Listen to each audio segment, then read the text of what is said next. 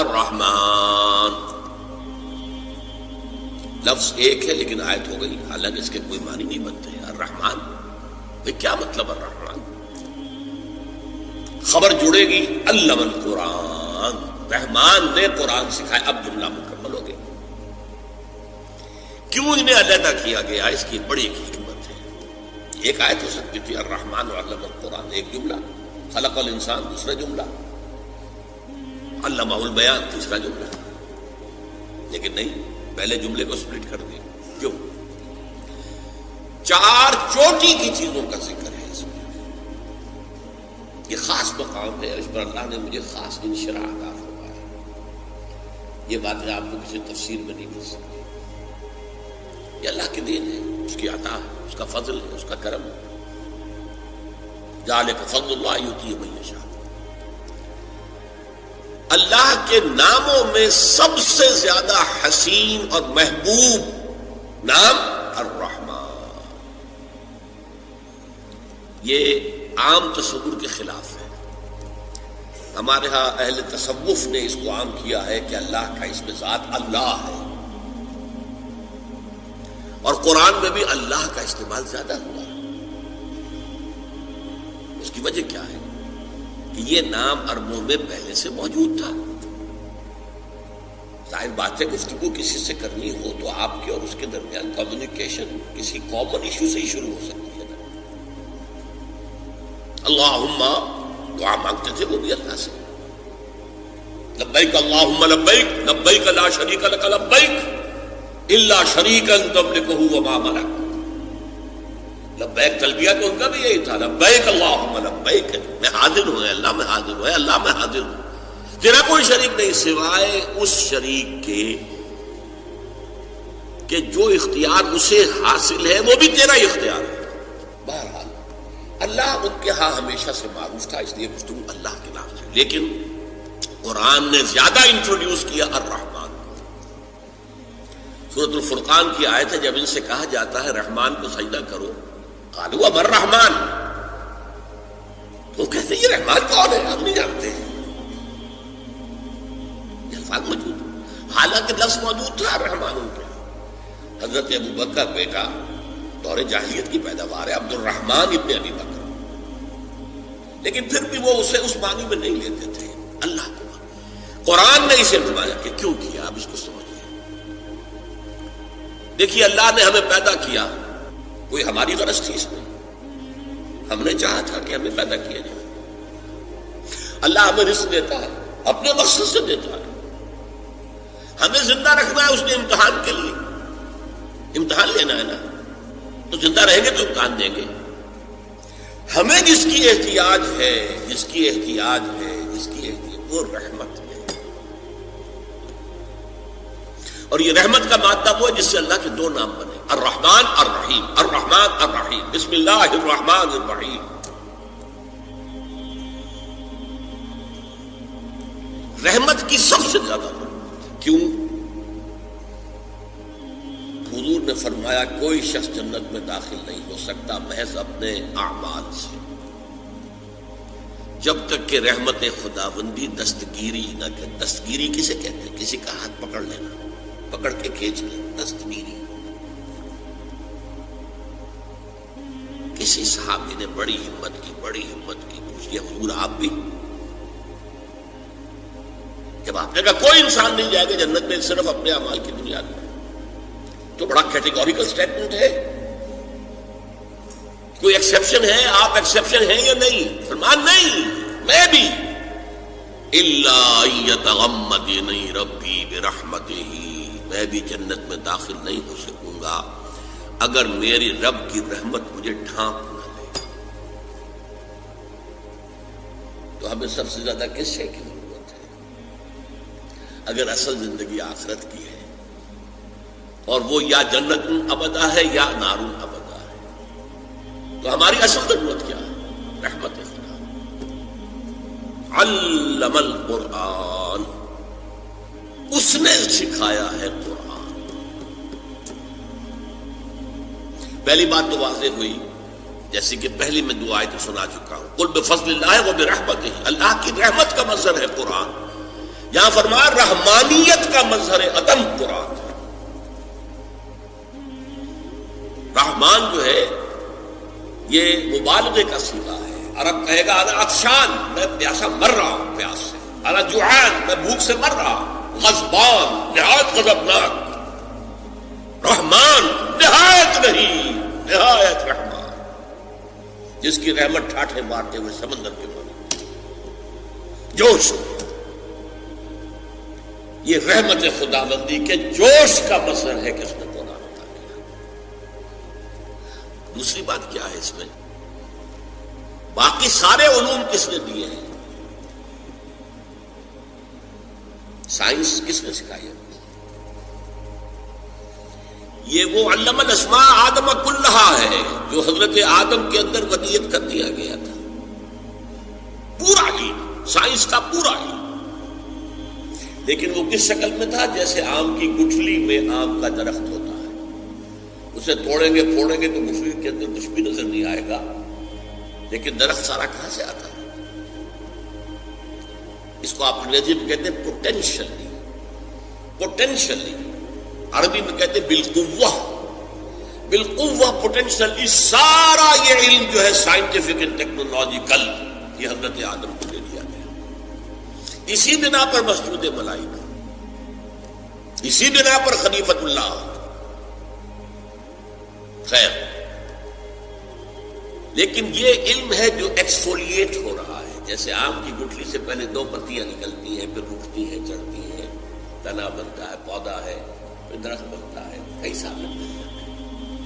اسی لیے ہزاروں برس ہو گئے ہیں اس آم کی گٹھلی سے یہ علوم برآمد ہو رہے ہیں. اور یہ پچھلا 100 سال یہ ایکسپلوژن، دھماکہ ہے علم کا.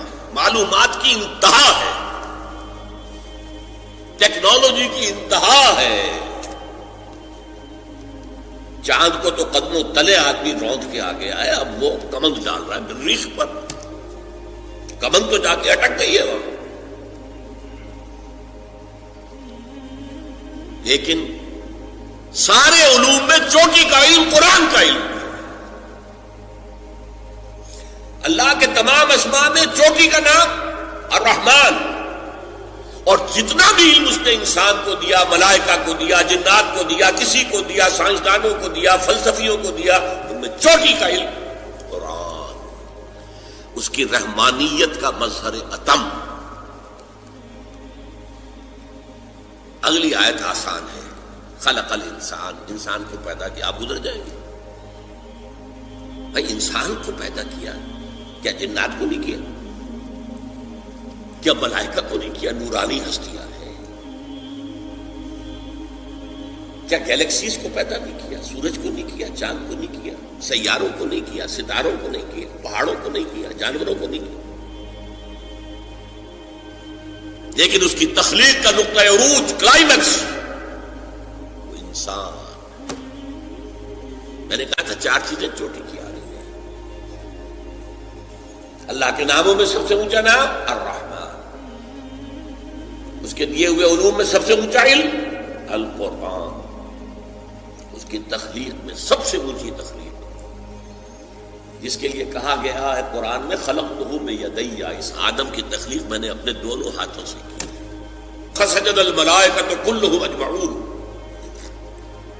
اس قدر تاکید ہے. الملائکہ حصر، تمام فرشتوں نے سجدہ کیا. سب کے سب نے کیا، سب کے سب نے کیا، تاکہ کہیں مغالطہ نہ رہ جائے کہ شاید جبریل نے نہ کیا ہو، شاید اسرافیل نے نہ کیا ہو، یہ تو بڑے اونچے فرشتے. نہیں، سب کے سب نے، سب کے سب نے، سب کے سب نے کیا.